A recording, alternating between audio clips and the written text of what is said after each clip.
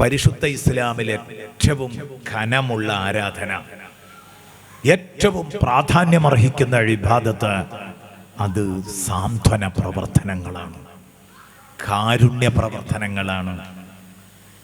ഖുർആൻ പറഞ്ഞു, നിസ്കാരം നോമ്പും ഖുർആനോത്തും മാത്രമല്ല മതം. ദീൻ എന്ന് പറയുന്നത് പാവപ്പെട്ടവന്റെ വിശപ്പ് മാറ്റലാണ്, അനാഥയെ ശ്രദ്ധിക്കലാണ്. ആദ്യമായിട്ട് പറയുന്നു കുടുങ്ങിയവനെ രക്ഷപ്പെടുത്തലാണ് പരിശുദ്ധ ഇസ്ലാമില് ഒരു മനുഷ്യന് കടക്കാനുള്ള കടമ്പ. ഒരു മനുഷ്യന്റെ മുമ്പിൽ അള്ളാഹു നിശ്ചയിച്ച കടമ്പ, സമൂഹത്തിൽ ആരൊക്കെയാണ് കഷ്ടപ്പെടുന്നതെന്ന് നോക്കി ആ കഷ്ടപ്പെടുന്നവരെ അവരുടെ കഷ്ടപ്പാടിൽ നിന്ന് കരകയറ്റണം. അതാണ് ഫക്കു റഖബ. ഒരുപാട് അർത്ഥങ്ങളുണ്ട് അതിന്. അടിമമോചനം എന്ന അർത്ഥമുണ്ട്. അടിമച്ചങ്ങലകളിലുള്ളവരെ വലിയ കാശ് കൊടുത്തു വാങ്ങി മോചിപ്പിക്കണം. നേരെ അർത്ഥം പിരടി മോചിപ്പിക്കുക എന്നാണ്. ഫക്കു റഖബ എന്നാണ് പിരടി ഊരിക്കൊടുക്കുക, അഴിച്ചു കൊടുക്കുക, ഊരിക്കൊടുക്കുക എന്നാണ്. അതിനെ ഒരാലങ്കാരിക പ്രയോഗമായി പലരും കണ്ടിട്ടുണ്ട്. ഫക്കു റഖബ ഖുർആൻ വ്യാഖ്യാതാക്കൾ പലരും പറഞ്ഞു അതിൻ്റെ അർത്ഥം കുടുങ്ങിയവനെ കുടുക്കിൽ നിന്ന് രക്ഷപ്പെടുത്തുക എന്നാണ്. നമ്മളൊക്കെ സാധാരണ പറയാറുണ്ട്, ആ വിഷയത്തിൽ അയാൾ കുടുങ്ങിയിട്ടുണ്ട്, എങ്ങനെയെങ്കിലും ഒന്ന് അതിൽ നിന്ന് തലയൂരാൻ അയാളെ നമ്മൾ സഹായിക്കണം, അങ്ങനെ പറയാറുണ്ട്. അതാണ് ഫക്കു റഖബ. ഫക്കു റഖബ എങ്ങനെയെങ്കിലും തലയൂരി കൊടുക്കണം. ഒരു വിഷയത്തിൽ പോയി കുടുങ്ങിയ ആളെ എങ്ങനെയെങ്കിലും ഒന്ന് അതിൽ നിന്ന് മോചിപ്പിച്ചെടുക്കണം. വീടില്ലാത്തവർക്ക് വീടെടുത്തു കൊടുക്കണം, ഭക്ഷണത്തിന് വകയില്ലാത്തവർക്ക് ഭക്ഷണം നൽകണം, ജോലിയില്ലാത്തവർക്ക് ജോലി നൽകണം. ഷഫീഉനാ വ ഹബീബുനാ റസൂലുള്ളാഹി സ്വല്ലല്ലാഹു അലൈഹി വസല്ലം, അല്ലാഹുവിൻ്റെ റസൂൽ സ്വല്ലല്ലാഹു അലൈഹി വസല്ലമ തങ്ങൾ അന്ന് ഹിറാ ഗുഹയിൽ നിന്ന് ഇറങ്ങി വന്ന സമയം കന്നി വഹിയുമായി വന്ന് തൻ്റെ ബീവിയോട് സംവദിക്കുന്ന നേരത്ത് ബഹുമാനപ്പെട്ട ബീവി ഖദീജ റളിയല്ലാഹു അൻഹ കൊടുത്ത ഏറ്റവും വലിയ സപ്പോർട്ട് എന്തായിരുന്നു? അത് നബിയേ, ലാ യുഖ്സി വല്ലാഹി ലാ യുഖ്സികല്ലാഹു അബദാ, അല്ലാഹു തങ്ങളെ ഒരിക്കലും കയ്യൊഴിക്കൂല തങ്ങളെ, അല്ലാഹു തങ്ങളെ ഒരിക്കലും വഷളാക്കൂല തങ്ങളെ, കയ്യൊഴിക്കൂല തങ്ങളെ. തങ്ങൾ എന്ത് ചെയ്താലും ധൈര്യമായിട്ട് ഇറങ്ങിക്കോളൂ ദീനീ പ്രബോധനത്തിന്. തങ്ങൾ എന്ത് പ്രവർത്തിച്ചാലും അത് ഫലം കാണും. ഈ മേഖലയിലും തങ്ങൾ വിജയിക്കും. എന്തുകൊണ്ടാണ്? തങ്ങള് ഈ രാജ്യത്ത് ചെയ്ത സേവനങ്ങൾ അത്ര വലുതാണ്. 40 വയസ്സുവരെ, 25 മുതൽ 40 വയസ്സുവരെയുള്ള ഈ 15 കൊല്ലക്കാലത്തെ അനുഭവം മുത്തുനബി സല്ലല്ലാഹു അലൈഹി വസല്ലമ തങ്ങളെ തൊട്ടറിഞ്ഞ അനുഭവമുണ്ട് ഖദീജുമ്മക്ക്. അവിടുന്ന് പറഞ്ഞു, നിങ്ങൾ ഇല്ലാത്തവൻ ഉണ്ടാക്കി കൊടുക്കുന്നയാളാണ്. അങ്ങനെയാണ്, നിങ്ങൾ ഇല്ലാത്തവന് ഉണ്ടാക്കി കൊടുക്കുന്നയാളാണ്, അതിഥികളെ ആദരിക്കുന്നയാളാണ്, കുടുംബ ബന്ധം ചേർക്കുന്നയാളാണ്. ഇന്നക ലതസിലുർ റഹിം വതക്സിബുൽ മഅദൂം. എത്ര കൃത്യമായിട്ടാണ് ബഹുമാനപ്പെട്ട ആയിഷ റളിയല്ലാഹു അൻഹ പറഞ്ഞത്. ഇല്ലാത്തവൻ ഉണ്ടാക്കി കൊടുക്കുന്നയാളാണ്. വതഹ്മിലുൽ കല്ല, സമൂഹത്തിന് ഭാരമായി നിൽക്കുന്ന പാവപ്പെട്ട ആളുകളെ തങ്ങൾ ഏറ്റെടുക്കും. വതഹ്മിലുൽ കല്ല വതക്സിബുൽ മഅദൂം വതഖരി ലൈഫ്, അങ്ങ് വിരുന്നുകാരെ സൽക്കരിക്കുന്നവരാണോ? ഇത്തരത്തിലുള്ള കാരുണ്യ പ്രവർത്തനമാണ് അതിൽ പരാമർശിച്ചതൊക്കെ. അതിൽ പരാമർശിച്ച കാര്യങ്ങളൊക്കെ കാരുണ്യ പ്രവർത്തന. ഇതൊക്കെ ചെയ്യുന്ന ആളെ അല്ലാഹു ഒരിക്കലും ഹായിബാക്കൂല തങ്ങളെ. വലിയൊരു സപ്പോർട്ട് ബീവിയുടെ ഭാഗത്ത് നിന്ന് വന്നപ്പോ ഇത് പറഞ്ഞുകൊണ്ടാ സപ്പോർട്ട് ചെയ്തത്, പിന്തുണച്ചത്, ധൈര്യം കൊടുത്തു. ഞാൻ പറഞ്ഞു വന്നത് ഇതുകൊണ്ട് തന്നെയാണ് എന്താണ് മനുഷ്യന്റെ മുമ്പിലുള്ള കടമ്പ എന്ന് വിശദീകരിക്കുമ്പോൾ അള്ളാഹു ആദ്യം അത് കാരുണ്യ പ്രവർത്തനത്തിന് ഒന്നാം സ്ഥാനം നൽകിയത്. ഒന്നാം സ്ഥാനം നൽകി. എത്ര മനോഹരമാണ് ആ പ്രയോഗം. നമ്മളൊക്കെ നമ്മുടെ നാട്ടിലുള്ള കഷ്ടപ്പെടുന്ന ആളുകളെ കാണാറുണ്ടോ? കാണണം. ഇൻഷാ അല്ലാഹ് പ്രധാനപ്പെട്ട ചർച്ചയിലേക്ക് ഞാൻ വരുന്നുണ്ട്. ആദ്യത്തെ ഭാഗം വളരെ പ്രധാനപ്പെട്ടതായതുകൊണ്ട് അതൊരല്പം സംസാരിക്കുന്നു. ഞാൻ പറയാൻ പോകുന്നത് ഈ നാട്ടുകാര് ഭാഗ്യവാന്മാരാണ്. ഭാഗ്യവാന്മാരാണ്. കാരണം ഇനി അതിന്റെ ശേഷം അള്ളാഹു പറയാൻ പോകുന്നത് എന്താ? ഫഖുറഖബത്തിൻ ഔ ഇത്ആമുൻ ഫീ യൗമിൻ ദീ മസ്റബ യതീമൻ ദാ മഖറബ ഔ മിസ്കീനൻ ദാ മത്രബ. പട്ടിണിയുള്ള നാളുകളിൽ, പ്രയാസമുള്ള കാലത്ത് അനാഥനും അഗതിക്കും ഭക്ഷണം നൽകുക. ഇതാണ് ഏറ്റവും പ്രധാനപ്പെട്ട ഒരു ഭാഗം. പാവപ്പെട്ട അനാഥരായ പാവപ്പെട്ട മക്കളെ ശ്രദ്ധിക്കണം, മനുഷ്യരെ ശ്രദ്ധിക്കണം. അനാഥരായ മക്കളെയും പാവപ്പെട്ട മനുഷ്യരെയും ശ്രദ്ധിക്കണം. നോക്കൂ നിങ്ങൾ, അവർക്ക് ഭക്ഷണം നൽകണം. നേരത്തെ ഉസ്താദ് വളരെ മനസ്സിൽ തട്ടിക്കൊണ്ട് ഇവിടെ സ്വാഗത ഭാഷണത്തിൽ പറഞ്ഞു, ഇത്രയും ദർസ് കുട്ടികൾ പഠിക്കുന്ന ഈ ദർസിലെ മക്കൾക്ക് ഈ നാട്ടുകാരുടെ സഹകരണം. രാവിലെ എന്നെ വിളിച്ചപ്പോൾ എന്നോട് പറഞ്ഞു, ഉസ്താദേ, ഈ നാട്ടുകാരെ മറക്കാൻ പറ്റൂല. ഞാൻ 13 വർഷമായി ഇവിടെ സേവനം ചെയ്യുന്നു. ഈ നാട്ടുകാരുടെ അകമഴിഞ്ഞ ഒത്താശകളാണ് എന്നെയും മക്കളെയും ഇവിടെ പിടിച്ചു നിർത്തുന്നത്. പ്രിയപ്പെട്ടവരെ, യതീമുകളെയും മിസ്കീന്മാരെയും നോക്കുന്നത് ഇസ്ലാമിന്റെ ഏറ്റവും പ്രധാനപ്പെട്ട ഒരു ഭാഗമാണെങ്കിൽ ആ ഇത്ആമുൻ ഫീ യൗമിൻ ദീ മസ്റബത്തിൻ യതീമൻ ദാ മഖറബ ഔ മിസ്കീനൻ ദാ മത്രബ എന്ന് പറയുന്നത് നിങ്ങൾ ഇൽമ് പഠിക്കുന്ന ഒരു വിഭാഗത്തിനാണ് ഈ യതീമിനും മിസ്കീനും ഭക്ഷണം കൊടുക്കുന്നതെങ്കിൽ നിങ്ങളുടെ ലെവൽ, നിങ്ങളുടെ ഗ്രാഫ് എത്ര ഉയരുന്നുണ്ട് ഈ വിഷയത്തിൽ.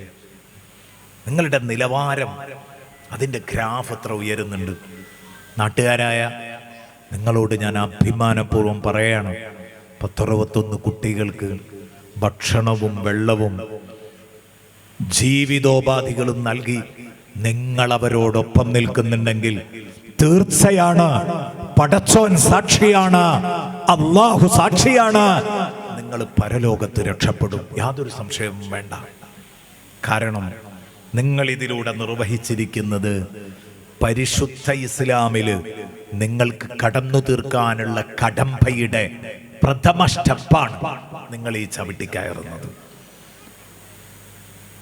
ഇതൊരു ചെറിയ സംഗതിയല്ല. ഈമാൻ എന്ന് പറയുന്നത് അത് തൊള്ള കൊണ്ടൊരു മുദ്രാവാക്യം വിളിച്ച് മതിയാക്കുന്ന ഏർപ്പാടല്ല. സൂറത്തുൽ മാഊൻ എല്ലാവർക്കും പരിചയല്ലേ? അറഅയ്തല്ലദീ യുകദ്ദിബു ബിദ്ദീൻ ഫദാലികല്ലദീ യദ്ഉൽ യതീം വലാ യഹുല്ലു അലാ ത്വആമിൽ മിസ്കീൻ ഫവൈലുൽ ലിൽ മുസല്ലീന അല്ലദീന ഹും അൻ സ്വലാത്തിഹിം സാഹൂൻ അല്ലദീന ഹും യുറാഊൻ വയംനഊനൽ മാഊൻ. സൂറത്തുൽ മാഊനിൽ നോക്ക് നിങ്ങൾ, എന്താണ് അവിടെ നമ്മൾ ശ്രദ്ധിച്ചു നോക്കിയാൽ നമുക്ക് കാണാൻ പറ്റും. ആദ്യത്തില് കാരുണ്യ പ്രവർത്തനവും സാന്ത്വന പ്രവർത്തനവും പറയുന്നത്. അഗതികളെ നോക്കണം, അനാഥകളെ നോക്കണം, അല്ലേ? ആദ്യം അതാ പറയണത്. പിന്നെ പറയുന്നത് നിസ്കരിക്കണം, നിസ്വാർത്ഥത വേണം, ഇഖ്ലാസ് വേണം, നിസ്കരിക്കണം, ഇബാദത്തുകൾ ചെയ്യണം ഒക്കെ പറഞ്ഞു. പക്ഷെ ഏറ്റവും അവസാനം പറഞ്ഞു വയംനഊനൽ മാഊൻ. അപ്പോഴും പറയുന്നത് പരസ്പര സഹകരണം വേണമെന്നാണ്. തുടക്കം പരസ്പര സഹകരണത്തിൽ നിന്ന് ഒടുക്കവും പരസ്പര സഹകരണം കൊണ്ട്. പഴയ കാലത്തൊക്കെ നമ്മൾ ഉമ്മമാര് അരി ഇടിച്ചിരുന്ന നെല്ല് കുത്തിയിരുന്ന ഉലക്കുണ്ടായിരുന്നു. അതിനപ്പുറത്തും ഇപ്പുറത്തും ഒരു ചിറ്റുണ്ടാവും, 2 ചിറ്റിട്ട് ടൈറ്റാക്കിയിട്ടുണ്ടാവും. എന്നതുപോലെ ഉലക്കക്ക് ചിറ്റിട്ടതുപോലെ സൂറത്തുൽ മഊന്റെ തുടക്കത്തിലും സാന്ത്വനാണ്, അവസാനത്തിലും സാന്ത്വനാണ്, അതിൻ്റെ ഇടയിലാണ് ഇബാദത്ത് കടന്നു വരുന്നത്. ഇവിടെയും അങ്ങനെ തന്നെയാണ്. തുടക്കം സാന്ത്വനാണ്.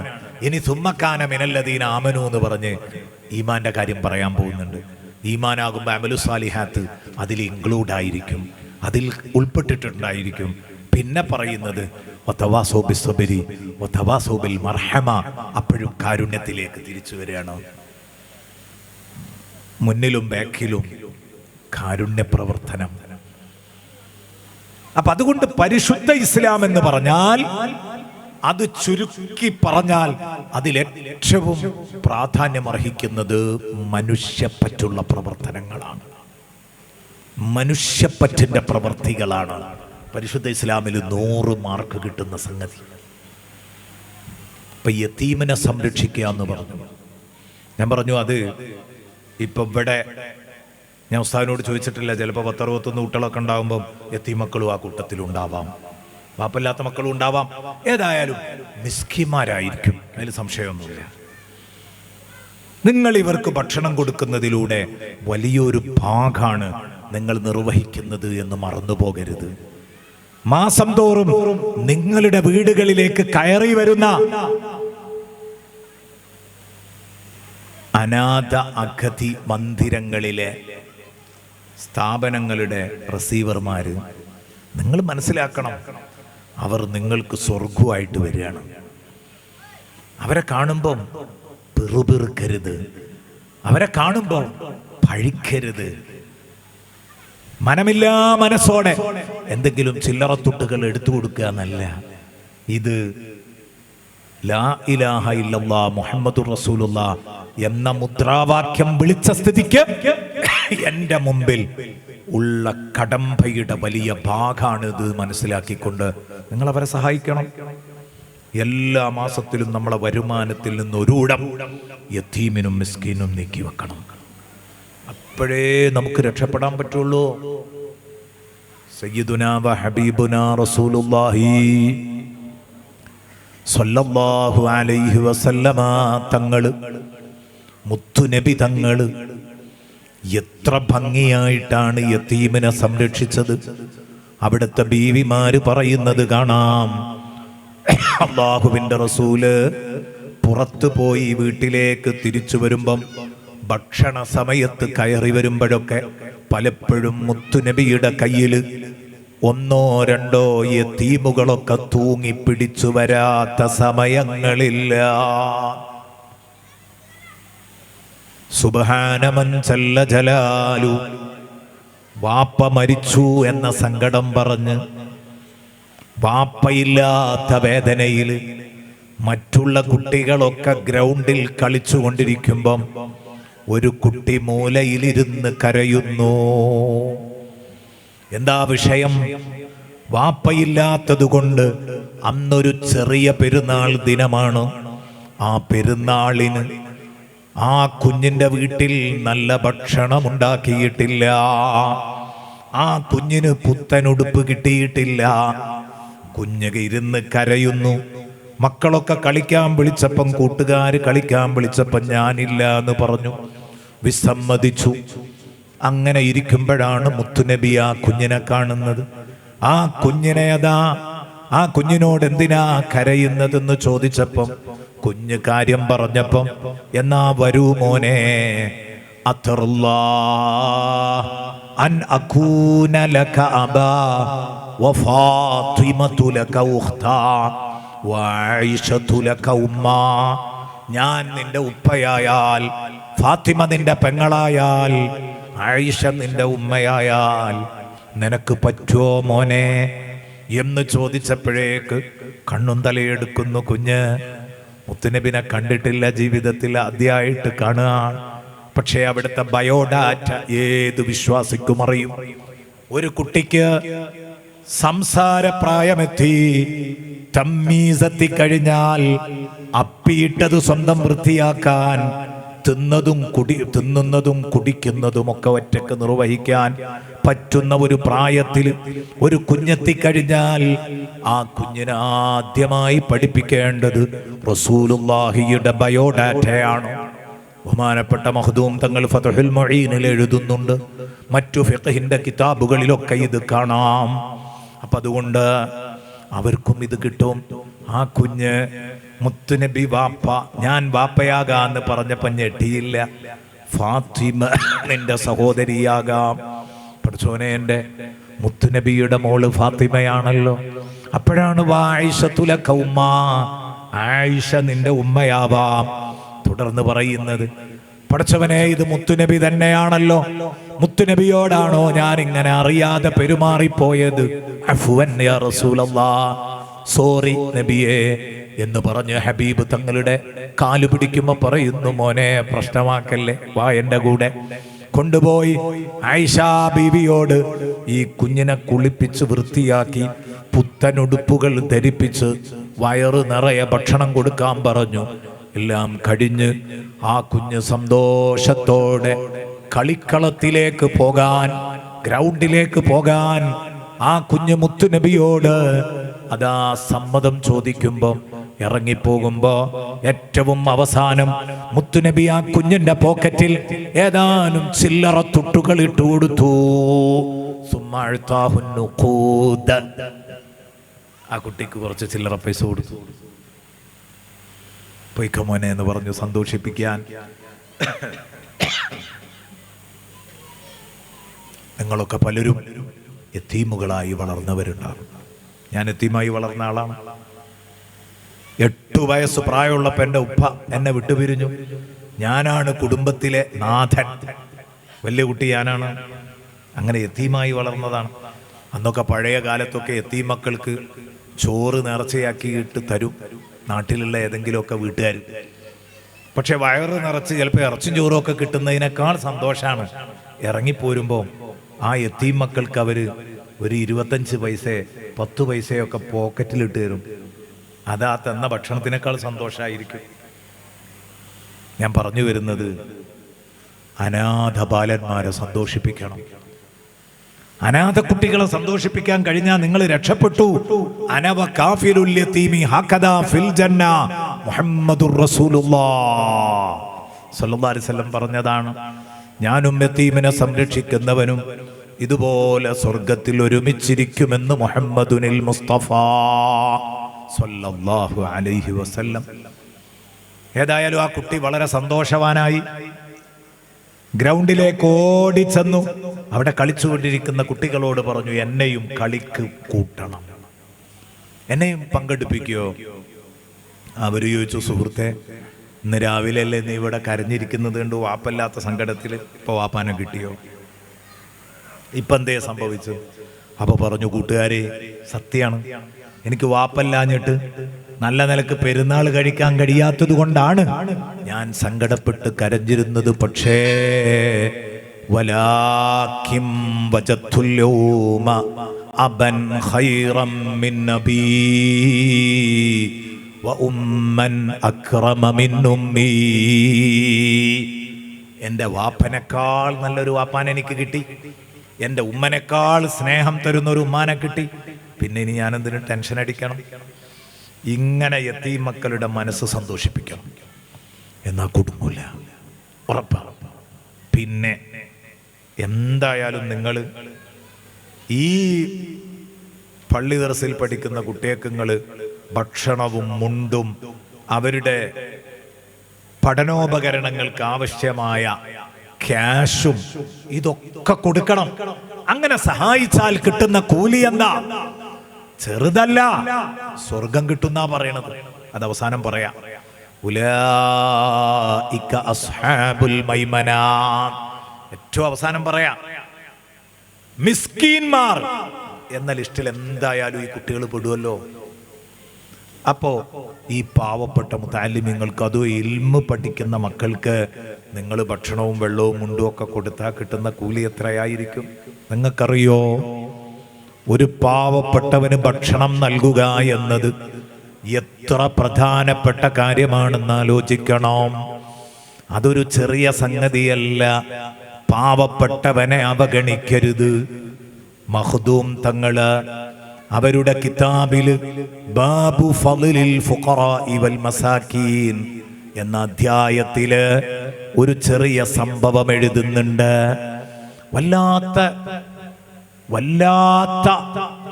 വികാരഭരിതമായ ഒരു സംഭവം എഴുതുന്നുണ്ട്.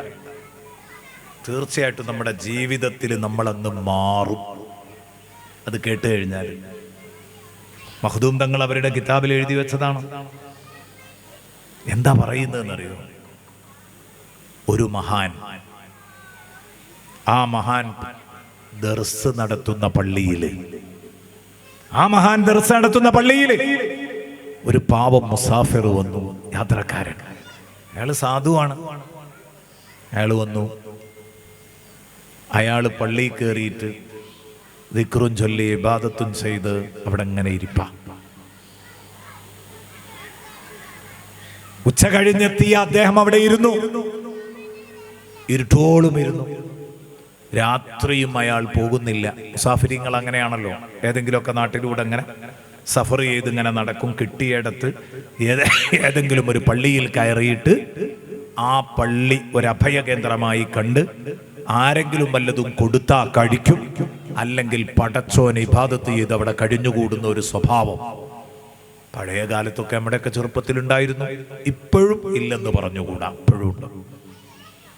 അങ്ങനെ ഈ മുസാഫിർ വന്ന് അവിടെ കൂടി. ഞാൻ ഈ മഹാന്റെ പേര് മനഃപൂർവ്വം പറയാതിരിക്കുക, കിതാബിൽ അത് പരാമർശിച്ചിട്ടുണ്ട്. കാരണം നിങ്ങളെ ഞാൻ ഉത്ബോധിപ്പിക്കാൻ ആഗ്രഹിക്കുന്നത് ഈ വിഷയത്തിൽ നിന്നുള്ള ഗുണപാഠാണ്. ആ മഹാനെ മോശമായി കാണാനല്ല. ആ മഹാനവറുകള് ഈ ഉപദേശം എന്നാണോ കിട്ടിയത്, അതിനുശേഷം പിന്നെ ജീവിതത്തിൽ ഒരിക്കലും ഒരു പാവപ്പെട്ടയാളെ ശ്രദ്ധിക്കാതെ പോയിട്ടില്ല എന്നുള്ളതാണ്. നമ്മളും അങ്ങനെ ആവണം. അതിനു വേണ്ടിയാ ബഹുമാനപ്പെട്ടവർ ദർസ് നടത്തുന്ന പള്ളിയിൽ ഈ മുസാഫിർ വന്നു. രാത്രി അവിടെ ഉണ്ട്. അപ്പൊ ഉസ്താദിനും മക്കൾക്കും തൊട്ടടുത്ത വീട്ടിൽ ഒരു സദ്യ ഒരുക്കിയിട്ടുണ്ട് ഒരാള്. അതിലേക്ക് വിളിച്ചു. ആ സദ്യക്ക് വേണ്ടി പുറപ്പെട്ടു പോകുമ്പോൾ ഉസ്താദ് കുട്ടികളോട് പറഞ്ഞു, മക്കളെ, കുറെ ഉച്ചക്ക് വന്നിട്ട് ഒരാൾ അവിടെ ഇരിപ്പുണ്ടല്ലോ, ഒരു പാവം മനുഷ്യൻ, അയാളെയും കൂടെ നമ്മുടെ കൂടെ അങ്ങ് കൂട്ടിക്കോ. ഞാൻ ഉദാഹരണമായിട്ട് പറയണം. ഇന്ന് ഉസ്താദ് പറയണം, ആചാര വീട്ടിൽ ഒരു പരിപാടി ഉണ്ട്, നമ്മളെയൊക്കെ ക്ഷണിച്ചിട്ടുണ്ട്, ഒരു സദ്യയുണ്ട്, നിങ്ങൾ അതിലേക്ക് ആ പള്ളിയിലിരിക്കുന്ന പാവപ്പെട്ട മനുഷ്യനെയും കൂടെ കൂട്ടിക്കോന്ന് ഉസ്താദ് തൻ്റെ മക്കളോട് പറയും പോലെ പറഞ്ഞപ്പോൾ അദ്ദേഹത്തിൻ്റെ അടുത്ത് ചെന്ന് ഈ ശിഷ്യൻ ഇത് പറഞ്ഞു, ഉസ്താദ് നിങ്ങളെ വിളിക്കുന്നുണ്ട്, ഞങ്ങളിങ്ങനെ തൊട്ടടുത്ത വീട്ടിൽ ഒരു സദ്യക്ക് സൽക്കാരത്തിന് വേണ്ടി പോവുകയാണ്, നിങ്ങളോടും കൂടെ വരാൻ പറഞ്ഞിട്ടുണ്ട്. അപ്പൊ അദ്ദേഹം പറഞ്ഞു, എനിക്ക് അങ്ങനെ നല്ല ഭക്ഷണമൊന്നും വേണമെന്നില്ല, ഞാൻ അങ്ങനെ വലിയ ഭക്ഷണമൊന്നും കഴിക്കാൻ ഇഷ്ടപ്പെടുന്നില്ല. നിങ്ങൾ കാര്യം ചെയ്യേ, നിങ്ങൾക്ക് എനിക്കെന്തെങ്കിലും തരണം എന്ന് അങ്ങനെ നിർബന്ധം ഉണ്ടെങ്കിൽ അവിടെ പൊടിയരിക്കഞ്ഞി ഉണ്ടെങ്കിൽ അല്പം പൊടിയരിക്കഞ്ഞി എനിക്ക് കൊണ്ടുവന്നാൽ മതിയാണ്. ഈ വിവരം വന്നിട്ട് ശിഷ്യൻ ഉസ്താദിനോട് പറഞ്ഞപ്പോൾ ഉസ്താദ് പറഞ്ഞു, അത് ശരി, മൂപ്പര് നല്ല ഭക്ഷണമൊന്നും വേണ്ട, പൊടിയരിക്കഞ്ഞി മതി അല്ലേ, എന്നാ അവിടെ ഇരുന്നോട്ടെ, നമ്മൾ പോകാറില്ല, അവിടെ ഇരുന്നോട്ടെ, നമ്മൾ പോകാന്ന് പറഞ്ഞു. പോയി അവരൊറ്റക്ക് ഭക്ഷണം കഴിച്ചു പോന്നു.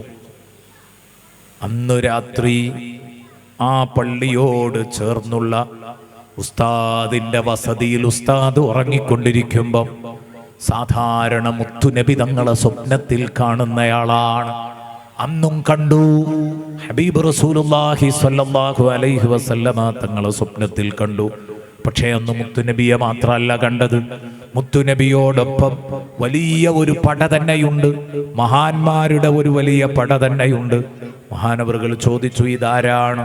അപ്പൊ ബഹുമാനപ്പെട്ടവരോട് പറഞ്ഞു, തിൽക്കർ റുസുലു ഫളൽനാ ബഅദഹും അലാ ബഅദ് എന്ന് പറഞ്ഞ 1,24,000 വരുന്ന പ്രവാചകന്മാരുടെ കൂട്ടമാണത്. നിങ്ങൾ ഒരുമിച്ച് കാണുകയാണ്, നേരിട്ടല്ല, സ്വപ്നത്തിലാണ്. അങ്ങനെ ബഹുമാനപ്പെട്ടവരിങ്ങനെ നോക്കി. അപ്പൊ അതിന്റെ മുമ്പിൽ നല്ല ഫോമില് സയ്യിദുനാ റസൂലുള്ളാഹി സ്വല്ലല്ലാഹു അലൈഹി വസല്ലമ തങ്ങൾ ഇരിപ്പുണ്ട്. മുത്തുനബിന്റെ അടുത്തേക്ക് അതബോടെ ചെന്ന് അസ്സലാമു അലൈക യാ റസൂലല്ലാഹ് എന്ന് പറഞ്ഞു.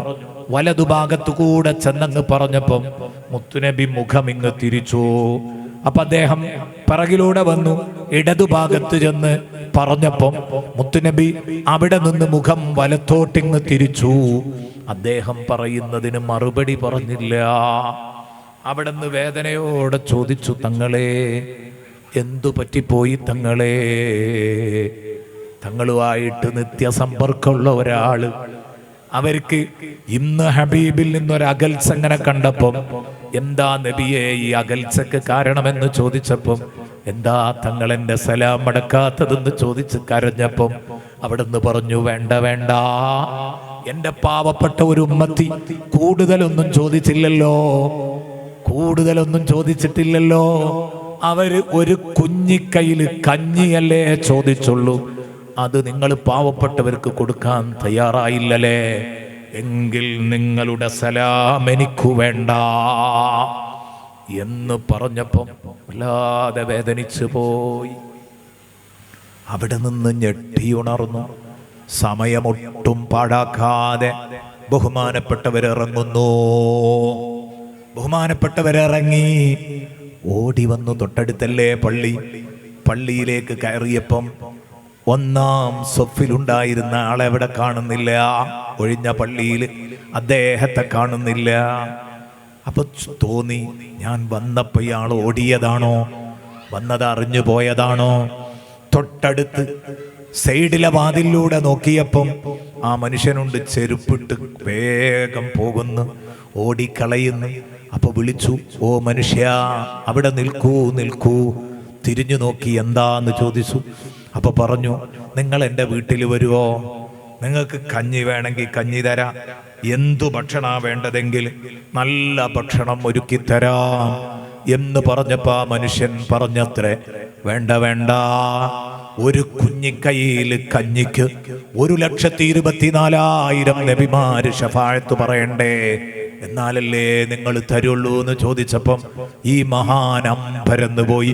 അദ്ദേഹത്തെ പറ്റി പറയുന്നത്, അതിനുശേഷം അവരുടെ ജീവിതത്തിൽ ഒരു സാധുവിനെ പോലും പിന്നെ ശ്രദ്ധിക്കാതിരുന്നിട്ടില്ല എന്നതാണ്. നിങ്ങൾക്ക് ലഭിക്കുന്ന ഭാഗ്യം എത്രയാണ്!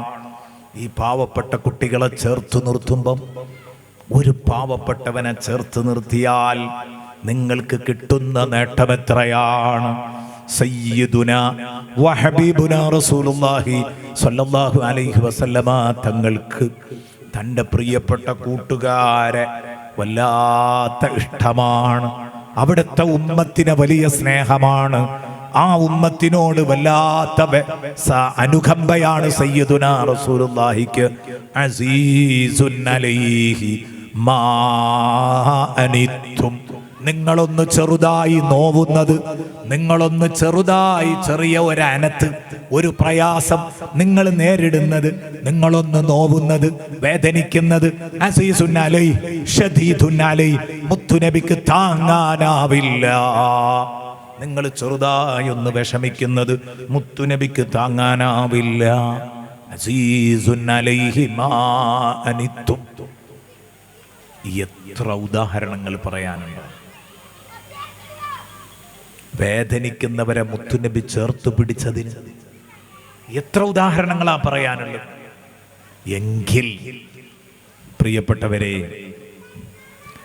ആ മുത്തുനബി ഇത്രയധികം വേദനിക്കുന്ന കക്ഷികൾക്ക് നമ്മളാലാവുന്ന സഹായങ്ങൾ ചെയ്തു കൊടുത്താൽ അതെത്ര ഗംഭീരാകും. അത് അള്ളാഹുവിന്റെ നൂറായ ഇൽമു പഠിക്കുന്ന മക്കൾക്കും കൂടെയാണെങ്കിൽ അതിന് ഇരട്ടി മധുരം ഉണ്ടാവൂലേ, ഇരട്ടി ഫലമുണ്ടാവൂലേ? ഈ ഒരു നിലയിൽ നമ്മൾ ചിന്തിച്ചുകൊണ്ട് ഓരോരുത്തരും രംഗത്ത് വരണമെന്ന് എൻ്റെ പ്രിയപ്പെട്ട സുഹൃത്തുക്കളോട് ഉണർത്തുകയാണ്. ആരും പിറകോട്ട് പോകാൻ പാടില്ല. അപ്പൊ ഇത്തരം കാര്യങ്ങളിൽ നമ്മൾ സജീവമാകണം. അതോടൊപ്പം സുമ്മ കാന മിനല്ലദീന ആമനൂ സുമ്മ കാന മിനല്ലദീന ആമനൂ. ഇനി കാരുണ്യ പ്രവർത്തനം നടത്തുന്ന ആളുകൾ ലോകത്ത് പലരും ഉണ്ട് അല്ലേ? സാന്ത്വന പ്രവർത്തനം നടത്താൻ ഇവിടെ കുറെ ആളുകളില്ലേ? കാരുണ്യ പ്രവർത്തനം, മനുഷ്യപ്പറ്റുള്ള പ്രവർത്തനം നടത്തുന്നവരെത്ര? ആൾ ദൈവങ്ങൾ എത്ര ഉണ്ട്? ആൾ ദൈവങ്ങൾ നടത്താറുണ്ട്. അത് കോടിക്കണക്കിന് ഉറുപ്പയുടെ കാരുണ്യ പ്രവർത്തനം നടത്തുന്ന ആൾ ദൈവങ്ങളുണ്ട്. മതമുള്ളവനും ഇല്ലാത്തവനും ഒക്കെ നടത്തും. യുക്തിവാദിയും ചിലപ്പോൾ നടത്തി എന്ന് വരും. പക്ഷെ പൊതുവെ യുക്തിവാദികൾ ആ ഭാഗത്തേക്ക് തിരിഞ്ഞു നോക്കില്ല എന്ന് എനിക്ക് തോന്നുന്നത്. ആൾ ദൈവങ്ങൾ മനുഷ്യനെ സഹായിക്കാറുണ്ട്, പക്ഷെ യുക്തിവാദികൾ അതും സഹായിക്കാറില്ല. ആരെങ്കിലുമൊക്കെ മനുഷ്യനെ സഹായിക്കാൻ പോവുകയാണെങ്കിൽ അതിന് മുട്ടും ന്യായവും പറഞ്ഞുകൊണ്ടത് മുടക്കലാണ് വിലയ്യല്. യുക്തിവാദികൾ അങ്ങനെ ഉണ്ടാവില്ല, എല്ലായിടത്തും അങ്ങനെയാണ് ഉണ്ടാവാറുള്ളത്. വയനാട് ദുരന്തം ഉണ്ടായപ്പോൾ, കൊറോണ ദുരന്തം വന്നപ്പം അവിടെയൊക്കെ പാവപ്പെട്ടവരെ ചേർത്ത് പിടിക്കുന്ന ചിത്രം കണ്ടപ്പം ഇവര് പറഞ്ഞു, ഈ കൊറോണ കൊണ്ടുവന്നത് അല്ലാഹു അല്ലേ, ഈ ദുരന്തം ഉണ്ടാക്കിയത് അല്ലാഹു അല്ലേ എന്നൊക്കെ ചോദിച്ച് പാവപ്പെട്ടവരെ ആ ഒരു സഹകരണ മനോഭാവത്തിൽ നിന്ന് പിന്തിരിപ്പിക്കാൻ വേണ്ടി ശ്രമിച്ചുകൊണ്ടിരുന്നു എന്നുള്ളതാണ്. അതുണ്ടാവാൻ പാടില്ല, അതുണ്ടാവാൻ പാടില്ല. കാരുണ്യ പ്രവർത്തനം അത് മുടക്കുന്ന ആളുകളായി നമ്മൾ എന്തായാലും മാറാൻ പാടില്ല. അല്ലാഹു കാക്കട്ടെ, അല്ലാഹു കാക്കട്ടെ, അല്ലാഹു കാക്കട്ടെ. പ്രിയപ്പെട്ടവരെ, അപ്പോൾ കാരുണ്യ പ്രവർത്തനം നടത്തണം. പക്ഷെ അതുകൊണ്ട് മാത്രം രക്ഷപ്പെടൂല, റഹ്മത്തുള്ളത് കൊണ്ട് മാത്രം രക്ഷപ്പെടൂല. മനസ്സിന് നല്ല അലിവുണ്ട്, മനസ്സിന് നല്ല അലിവുണ്ട്, മറ്റുള്ളവരോട് സഹതാപം തോന്നുന്നുണ്ട്, അതുകൊണ്ട് മാത്രമായില്ല. പിന്നെന്താ വേണ്ടത്? സുമ്മ കാന മിനല്ലദീന ആമനൂ, സുമ്മ കാന മിനല്ലദീന ആമനൂ. പിന്നെ നല്ല ആദർശബോധമുള്ളവരുടെ കൂട്ടത്തിൽ ഉൾപ്പെടണം, ഈമാനുള്ളവരുടെ കൂട്ടത്തിൽ ഉൾപ്പെടണം. സത്യമായ ആദർശം അത് നെഞ്ചിലേറ്റിയ ടീമിന്റെ ഒപ്പം നിൽക്കണം. സുമ്മ ആമനു എന്നുമല്ല പറഞ്ഞത്, സുമ്മ കാന മിനല്ലദീന ആമനു. പിന്നെ അവൻ വിശ്വാസികളുടെ കൂട്ടത്തിൽ നിൽക്കണം. അതിന് പ്രാധാന്യമുണ്ട്. പിഴക്കാത്ത ഒരു ആദർശം ഉൾക്കൊണ്ടവരാണ് നമ്മൾ വിശ്വസിക്കുന്ന ഒരു ടീമിന്റെ കൂടെ കൂടുക. അതാണ് അഹ്ലുസുന്നത്തി വൽ ജമാഅ. അഹ്ലുസുന്നത്തിന്റെ കൂടെ കൂട്, സുന്നത്തി ജമാഅത്തിന്റെ കക്ഷികളുടെ ഒപ്പം കൂടണം. അതാണ് യഥാർത്ഥ ഈമാൻ. മറ്റേത് ഈമാൻ അല്ല, അതൊക്കെ കളങ്കാണ്, അതൊക്കെ വെള്ളം ചേർന്നതാണ്. വെള്ളം ചേരാത്ത ഈമാൻ, പക്ക ഈമാൻ, തെളിഞ്ഞ ഈമാൻ. ആ ഈമാൻ ഉണ്ടാവണമെങ്കിൽ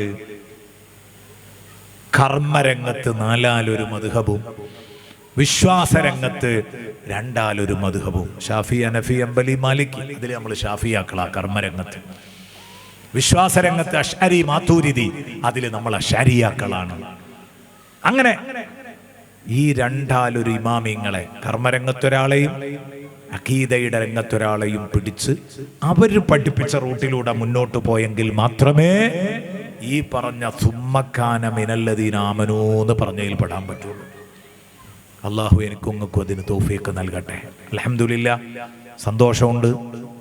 എൻ്റെ സംസാരം കേൾക്കുന്ന നിങ്ങളൊക്കെ അതേ ഈ ആദർശത്തിലുള്ളവരാണ്, സുന്നത്തി ജമാഅത്തിന്റെ ആദർശത്തിലുള്ളവരാണ്.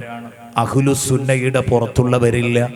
കാരണം അഹ്ലുസുന്നയുടെ പുറത്തുള്ളവർ ദർസ് നടത്തൂലല്ലോ, അവരിത്തരം ദർസുകളെ പ്രോത്സാഹിപ്പിക്കുകയില്ല, അവർ ഈ മുതഅല്ലിമീങ്ങളെ സഹായിക്കില്ല, അവരെ ചേർത്ത് പിടിക്കാൻ അവർ തയ്യാറാവില്ല.